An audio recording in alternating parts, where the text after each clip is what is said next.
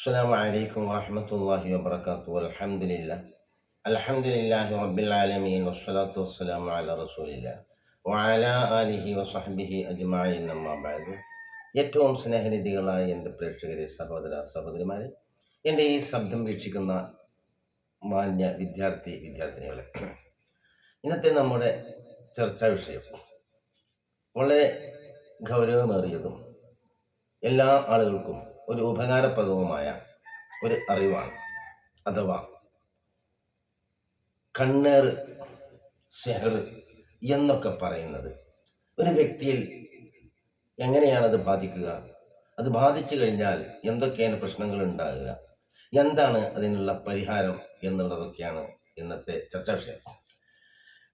പരിശുദ്ധമായ ഖുർആനിൻ്റെയും അഷ്റഫുൽ സ്വല്ലല്ലാഹു അലൈഹി വസല്ലമ തങ്ങൾ നമ്മൾക്ക് പഠിപ്പിച്ചു തന്നതായ സെഹറിനെ ബാത്തിലാക്കാനുള്ളതും അതുപോലെ തന്നെ കണ്ണേറിനെ ബാത്തിലാക്കാനുമുള്ളതായ ചില ദുആകളും ചില ആയത്തുകളുമാണ് ഇന്നത്തെ ചർച്ചയിൽ ഉൾപ്പെടുത്തിയിരിക്കുന്നത്. ഒരു മനുഷ്യന് കണ്ണ് വലിയ ഒരു വിഷയമാണ്. ശാസ്ത്രീയപരമായും അതിന് ഒരുപാട് ദോഷ ഗുണങ്ങളും പറഞ്ഞിട്ടുണ്ട്. അതിന് നമുക്ക് എല്ലാവർക്കും എവിടെയെങ്കിലുമൊക്കെ ചർച്ച ചെയ്താൽ കിട്ടാവുന്ന ഒന്നാണ്. ഒരു വസ്തുവിലേക്ക്, ഒരു മൃഗത്തിലേക്ക്, അതല്ലെങ്കിൽ ഏതെങ്കിലും ഒരു ജീവിയിലേക്ക് ഒരു പ്രത്യേക നോട്ടം നമ്മൾ നോക്കുകയാണെങ്കിൽ അതിൻ്റെ ദൃഷ്ടി നമ്മളെ കണ്ണിലേക്ക് പതിയുന്നതോടുകൂടെ അധികമായി അതിനെ വീക്ഷിക്കുന്ന പക്ഷം അത് നമ്മളിൽ നിന്ന് അകന്നു പോകുന്നത് കാണാം. എന്നാൽ ഇതുപോലെ മനുഷ്യന് ദോഷകരമായി ബാധിക്കുന്ന ചില കാര്യങ്ങളുണ്ട്. ഒന്ന്, അകാരണമായ ക്ഷീണം ഉണ്ടാവും. അകാരണമായ ക്ഷീണം, അതുപോലെ തന്നെ അസ്വസ്ഥതയുണ്ടാവും. കാര്യങ്ങളൊക്കെ കുഴഞ്ഞു മറിഞ്ഞുകൊണ്ടിരിക്കും. അത് ചെയ്തോ ചെയ്തില്ലേ, കാര്യ തടസ്സങ്ങൾ ഉണ്ടാവും. തന്നെയല്ല, അതുമായി ബന്ധപ്പെട്ട ഒരുപാട് പ്രശ്നങ്ങൾ മനുഷ്യന് ഉണ്ടാവും എന്നുള്ളത് കൊണ്ട് തന്നെ എന്താണ് അതിനൊരു പരിഹാരം? നബി സല്ലല്ലാഹു അലൈഹി വസല്ലമ തങ്ങൾ പറയുന്നു, അൽ ഐനു ഹഖ്ഖുൻ, ഐന് യഥാർത്ഥമാണ് കേട്ടോ, സത്യമാണ്. എന്ന് പറഞ്ഞാൽ കണ്ണേറ്.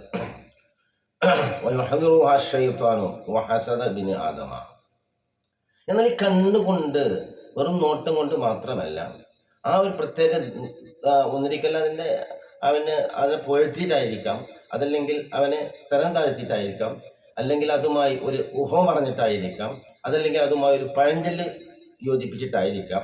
ഇങ്ങനെ അവൻ്റെ നോട്ടം കൊണ്ട് ഒരു മനുഷ്യന് ബുദ്ധിമുട്ടുണ്ടാകും എന്നുള്ളതാണ്. എങ്ങനെയുണ്ടാകും എന്നുള്ളതാണ്. അത് ഷെയ്ത്താൻ ഹാജരാകും എന്നുള്ളതാണ്. ഷെയ്ത്താൻ അതിൽ പങ്കാളിയാകും. അത് കാരണമായി ഹൃദയത്തിൽ മനുഷ്യന് അവനതുമായി കൊണ്ട് ഒരുപാട് പ്രയാസങ്ങൾ, ബുദ്ധിമുട്ടുകൾ, അസൂയകൾ, അഹങ്കാരങ്ങൾ ഒക്കെ മറ്റുള്ള വിഷയങ്ങളിലൊക്കെ കൂടിക്കുഴഞ്ഞുകൊണ്ടിരിക്കും എന്നുള്ളതാണ്. മഹാനായ അഷ്റഫുൽ സ്വല്ലല്ലാഹു അലൈഹി വസല്ലമ തങ്ങൾ പറയുന്നു, കാന നബിയു യുഅവ്വിദുൽ ഹസന വൽ ഹുസൈൻ, ഹസൻ ഹുസൈൻ റളിയല്ലാഹു അൻഹുമാ എന്നിവർക്ക് വേണ്ടി നബി സല്ലല്ലാഹു അലൈഹി വസല്ലമ തങ്ങൾ ഈ കണ്ണേറിനെ സംബന്ധിച്ച് പ്രത്യേകമായി ഖാവിലിനെ ചോദിച്ചിരുന്നു.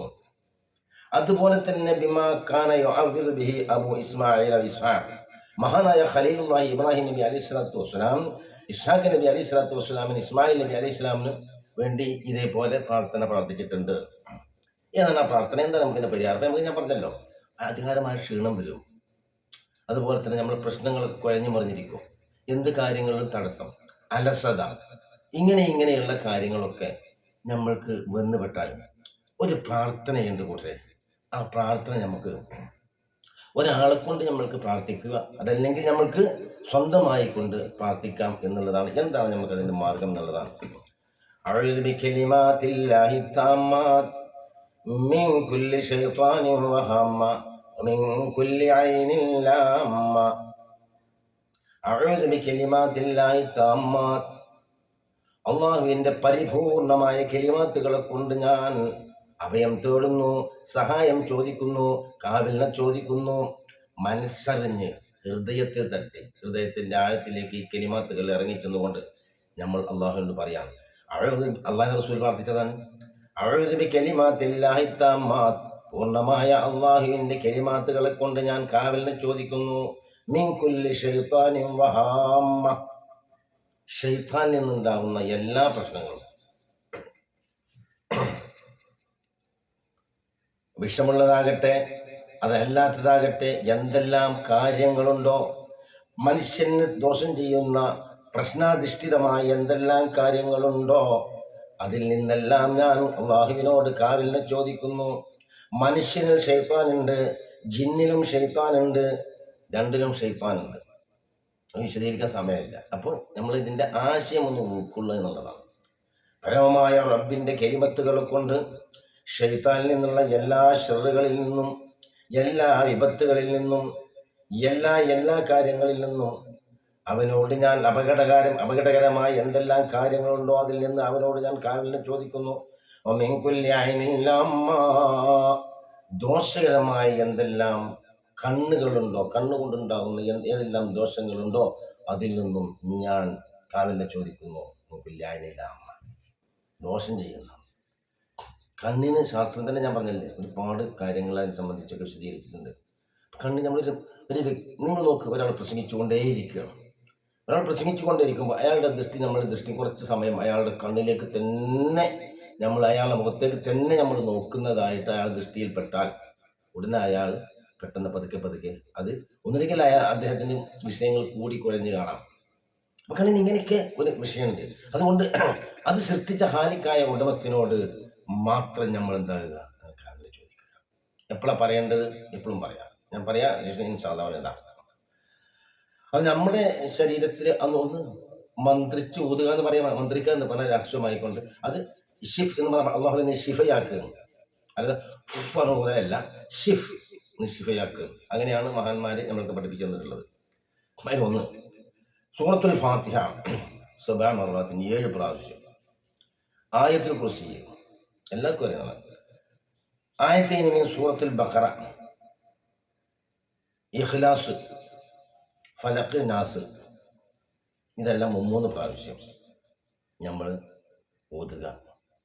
ശരീരത്തിൽ സ്വയമായി ഊതുകയോ അതല്ലെങ്കിൽ ഊതുക എന്ന് പറയുന്നതുകൊണ്ട് നിശിഫയാക്കണമെന്നുള്ള പ്രാർത്ഥന അത് ഉപയോഗപ്പെടുത്തുകയോ ചെയ്യുക.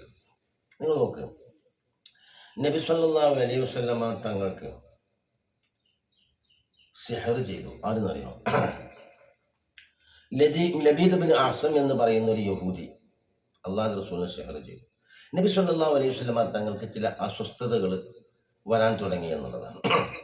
ഈ അസ്വസ്ഥതകൾ കാരണം നബി സല്ലല്ലാഹു അലൈഹി വസല്ലമ തങ്ങൾ ഒരുപാട് പ്രയാസത്തിലായപ്പോൾ അല്ലാഹു സുബ്ഹാനഹു വ തആല 2 മലായികത്തിനെ നിയോഗിച്ചു. ഒരു മലക്ക് കാലിൻ്റെ ഭാഗത്തും മറ്റൊരു മലക്ക് തലൻ്റെ ഭാഗത്തും വന്നിരുന്നു. എന്നിട്ട് ചോദിച്ചു, ഈ മനുഷ്യന് എന്ത് പറ്റി, എന്താണ് ഈ വ്യക്തിക്കുള്ളത്? അപ്പോൾ അവിടുന്ന് പറഞ്ഞത്രേ, ഒരാൾ പറഞ്ഞു എന്താ പറ്റിയെന്ന് ചോദിച്ചപ്പോൾ മറ്റേ വ്യക്തി പറഞ്ഞു സിഹറാണ്. ആര് ചെയ്തു? അത് ലബീദ് ബിൻ അഅ്സം എന്ന് പറയുന്ന ഒരു യഹൂദി. എന്തിലൊക്കെ? ഒരു കൊമ്പ്, അതുപോലെ തന്നെ മുടി, അതുപോലെ തന്നെ ഈത്തപ്പന മടലിൻ്റെ ചില ഭാഗങ്ങൾ, ആ കൊലയുടെ ചില ഭാഗങ്ങളൊക്കെ എടുത്തിട്ട് അതുമായി കൊണ്ടാണ് നബിക്ക് സിഹർ ചെയ്തത്. സല്ലല്ലാഹു അലൈഹി വസല്ലം തങ്ങളുടെ മുടിയെടുത്തതും അതുപോലത്തെ ചരിത്രങ്ങളൊക്കെ കുറച്ച് പറയാൻ കേട്ടോ, ഒന്നും ഞാൻ പറയുന്നില്ല. സംഗതി നമുക്ക് മനസ്സിലാക്കല്ലോ വേണ്ടത്.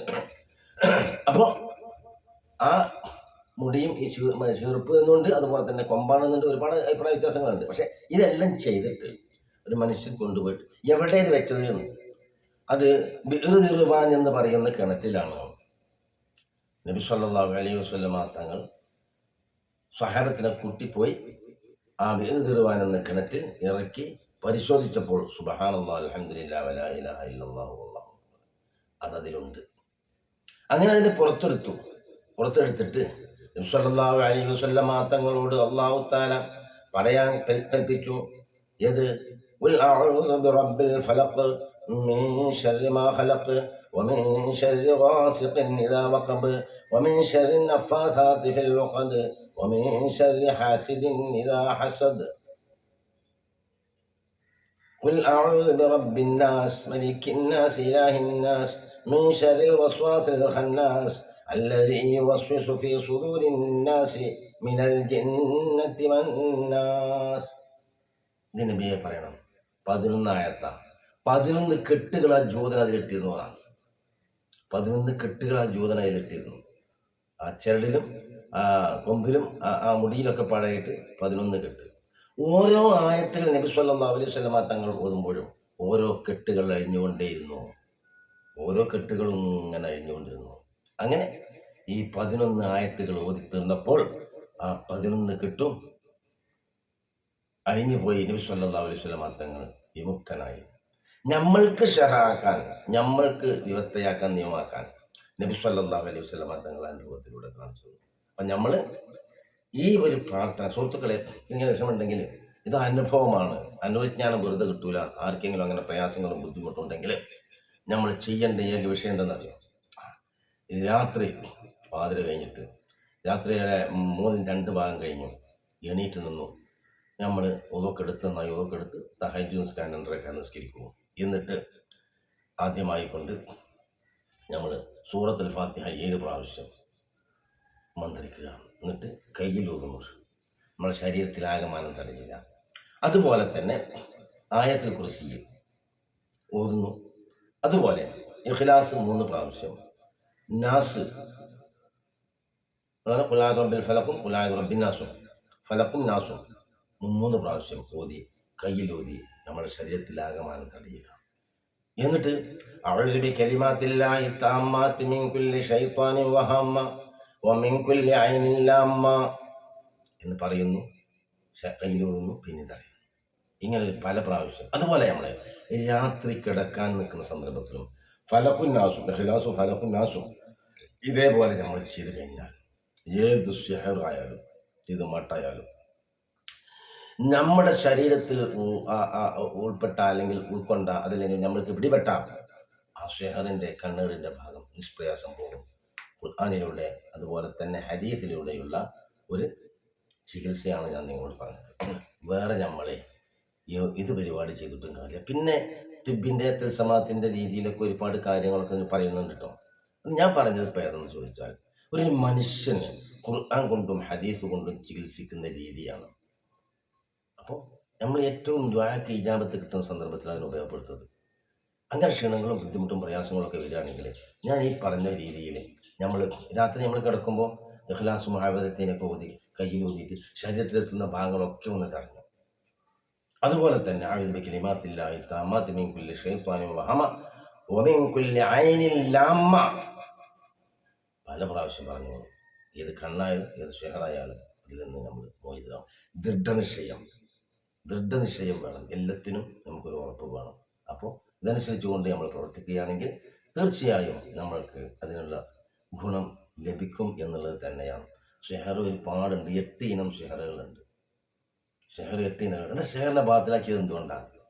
മഹാനായ മൂസ നബി അലൈഹി സ്വലാത്തു വസ്സലാം ഫിറഔനിൻ്റെയും അവൻ്റെ കൂട്ടുകാരായ സാഹിര്യങ്ങളെയും ബാത്തിലാക്കിയത്, നിഷ്ഫലമാക്കിയത് എന്തുകൊണ്ടാണെന്നറിയോ? മുഅ്ജിസത്ത് കൊണ്ടാണ്.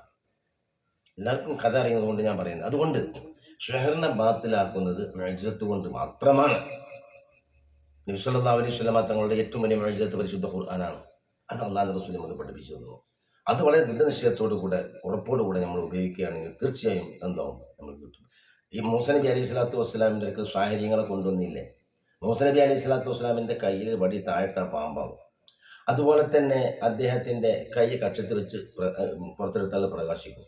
അല്ലാഹു തആല പറഞ്ഞു, ഈ 2 അത്ഭുത പ്രതിഭാസങ്ങളെ കൊടുത്തുകൊണ്ട് ഫിറഔനിലേക്ക് പോയി ഇസ്ലാമിലേക്ക് ക്ഷണിക്കാം, ഫിറഔനെ തൗഹീദിലേക്ക് ക്ഷണിക്കാം. അദ്ദേഹം ചെന്നു, ഇതൊക്കെ കാണിച്ചു കൊടുത്തു. ചുരുക്കി പറയാം, കാണിച്ചു കൊടുത്തു. അപ്പോൾ ഫിറഔൻ പറഞ്ഞു, അല്ല മൂസ, ഇതൊക്കെ സിഹറാണ്, ഇതൊക്കെ വേണമെങ്കിൽ നിനക്ക് ഞങ്ങൾ കാണിച്ചു തരാം, ഞങ്ങൾക്ക് നിഷ്പ്രയാസം ചെയ്യാൻ പറ്റുന്ന കാര്യമാണ് എന്ന് പറഞ്ഞപ്പോൾ മൂസ നബി പറഞ്ഞു, നമുക്കൊന്ന് കാണണം. ചുരുക്കി പറഞ്ഞാൽ ഒരു ആഘോഷവേളയിൽ ഒരു ഡേറ്റ് തീരുമാനിച്ച് ഒരു ഗ്രൗണ്ടിൽ ഈ വശത്തും 2 ഭാഗം രണ്ടാളും മൂസ നബി അലൈഹി സ്വലാത്തു വസ്സലാമും തൻ്റെ സുഹൃത്തും ഒരു ഭാഗത്തും മറ്റ് സാഹചര്യങ്ങൾ അവിടെ അന്ന് ആ കാലഘട്ടത്തിലുള്ള സാഹചര്യങ്ങളെ മുഴുവനും മുടിച്ചു കൂട്ടി ഒരു ഭാഗത്ത് നിർത്തിയിട്ട് പറഞ്ഞു, എന്താ മൂസ എൻ്റെ കയ്യിലുള്ളത്? ഈ വടി താഴട്ട പാമ്പാവും, കയ്യെത്തു. അതൊക്കെ നിഷ്പ്രയാസം ഞങ്ങൾക്കും ചെയ്യാൻ കഴിയുന്ന കാര്യമാണ്, വേണമെങ്കിൽ ഞങ്ങൾ കാണിച്ചു തരാമെന്ന്. അതുകൊണ്ട് വടി നീ ഇടേ ഞങ്ങൾ ഇടേന്ന് ചോദിച്ചു. മൂസ നബി അലൈഹി സ്വലാം പറഞ്ഞു, നിങ്ങൾ ഇട്ടോ. മൂസ നബി അലൈഹി സ്വലാം ഇത് പറയേണ്ട താമസം അവരുടെ കയറും അവരുടെ വടിയൊക്കെ താഴിട്ടപ്പോൾ സുബ്ഹാനല്ലാഹ്, ഇത് പാമ്പായി അങ്ങനെ നടക്കണം, ഇതൊക്കെ ഒരു പാമ്പായി അങ്ങനെ. മൂസ നബി അലൈഹി സ്വലാം പേടിച്ചു, പഠിച്ചോനെ ഇതാണ് എനിക്ക് തന്നത്, ഞാൻ എന്താ ചെയ്യാം? അള്ളാഹ് പറഞ്ഞു, മൂസ നബി തങ്ങൾ ഭയപ്പെടേണ്ട, തങ്ങളുടെ കയ്യിലുള്ള വടി എന്നിട്ട് മൂസ നബി അലൈഹി സ്വലാമിൻ്റെ വടി താഴെ ഇട്ടപ്പോൾ അത് വലിയൊരു സർപ്പമായി മാറുകയും മറ്റുള്ള സർപ്പങ്ങളെ മുഴുവനും നശിപ്പിക്കുകയും ചെയ്തപ്പോൾ സാഹചര്യങ്ങൾ മുഴുവനും വന്നിട്ട് മൂസ നബി അലൈഹി സ്വലാത്തു വസ്സലാമിൻ്റെ അടുക്കൽ സുജൂദിലായി വീണ് അവർ ഷഹാദത്ത് ചൊല്ലി. അപ്പോൾ ഫിർഔൻ പറഞ്ഞു, അത് ശരി, നിങ്ങൾക്കൊക്കെ സെഹർ പഠിപ്പിച്ച ഗുരുനാഥനാണത്, അതുകൊണ്ട് നിങ്ങളുടെ അവയവങ്ങളൊക്കെ വ്യത്യസ്തമായ രീതിയിൽ ഛേദിച്ചുകൊണ്ട് ഞാൻ നിങ്ങളെ ശിക്ഷിക്കുക തന്നെ ചെയ്യുമെന്ന് പറഞ്ഞു. അപ്പോൾ ഇവിടെ നമുക്ക് മനസ്സിലാക്കേണ്ടത് എന്താണ്? ഷെഹറിനെ ബാത്തിലാക്കിയത് മുഅ്ജിസത്ത് കൊണ്ടാണ്. അള്ളാഹ് കൊടുത്ത മുഅ്ജിസത്ത്. നബി സല്ലല്ലാഹു അലൈഹി വസല്ലം തങ്ങളുടെ ഏറ്റവും വലിയ മുഅ്ജിസത്ത് പരിശുദ്ധ ഖുർആനാണ്. ആ ഖുർആൻ കൊണ്ടാണ് നബി സല്ലല്ലാഹു അലൈഹി വസല്ലം തങ്ങൾ ഷെഹറിനെ ബാത്തിലാക്കിയതെങ്കിൽ തീർച്ചയായും നമ്മൾക്കും അതിനെ ബാത്തിലാക്കാൻ കഴിയും. അള്ളാഹു സുബ്ഹാനഹു വ തആല. ബാക്കി ഇൻഷാ അല്ലാഹ് കുറച്ചും കൂടി വിശദീകരണം ഷെഹറിനെ സംബന്ധിച്ച് പറയാനുണ്ട്. അത് ഖുർആനിന്റെ അടിസ്ഥാനത്തിലൂടെ, മറ്റുള്ള വിഷയങ്ങളുടെ ഹദീസിന്റെ അടിസ്ഥാനത്തിലൂടെ ഒക്കെ നമുക്ക് എങ്ങനെയാണ് അതിനെ നമ്മൾക്ക് നേരിടാൻ കഴിയുക എന്നുള്ളത് സംബന്ധിച്ചാണ്. ഷെഹർ എന്ന് പറഞ്ഞത് അത് ഒരു മനസ്സുമാറ്റ പ്രക്രിയയുടെ ഷെഹർ 8 എന്നാണല്ലോ. ഇൻഷാ അല്ലാഹ് അത് പിന്നീട് വിശദീകരിക്കാം. അല്ലാഹു സുബ്ഹാനഹു വ തആല നമ്മളെ സാഹചര്യങ്ങളുടെ സുറിൽ നിന്ന്, ഹാസിദ്യങ്ങളുടെ അസദിൽ നിന്ന്, അതുപോലെ തന്നെ മുതക്കബ്ബിരീങ്ങളുടെ അഹങ്കാരത്തിൽ നിന്നൊക്കെ നമ്മൾ അല്ലാഹു തആല രക്ഷിക്കട്ടെ. അല്ലാഹുവേ, കടം കൊണ്ട് പ്രയാസം കൊണ്ട് കടം കൊണ്ട് പ്രയാസമുള്ളവർ, ബുദ്ധിമുട്ടായവർ, സാമ്പത്തികമായി ഞെരുക്കുള്ള ആൾക്കാർ ദുആ ചെയ്യാൻ പറഞ്ഞിട്ടുണ്ട്. അവരുടെ ഹസബ് നസബ് അറിയുന്ന അള്ളാഹ് അവരുടെ പ്രയാസങ്ങളെ നീ നീക്കി കൊടുക്കണേ റഹ്മാനെ. അതുപോലെ ദുആ കൊണ്ട് വസിയത്ത് ചെയ്ത നിരവധി രോഗികളും രോഗിണികളും ഒക്കെ ഉണ്ട്. അവരുടെയും ഞങ്ങളുടെയും രോഗത്തിന് നീ പൂർണ്ണമായി ശിഫ നൽകണേ റഹ്മാനെ. കടുത്ത ബലാഹുകളെ കൊണ്ട് ഞങ്ങളെ നീ പരീക്ഷിക്കില്ല റഹ്മാനെ. അത് താങ്ങാനുള്ള ശേഷി, കഴിവ് ഞങ്ങളുടെ ഹൃദയത്തിനില്ല. അതുകൊണ്ട് അത്തരം കടുത്ത പരീക്ഷണങ്ങളെ കൊണ്ട് ഞങ്ങളെ പരീക്ഷിക്കില്ല റഹ്മാനെ. റഹ്മത്തിക യാ അർഹമർ റഹീമീൻ. അസ്സലാമു അലൈക്കും വറഹ്മത്തുള്ളാഹി വബറകാതുഹു.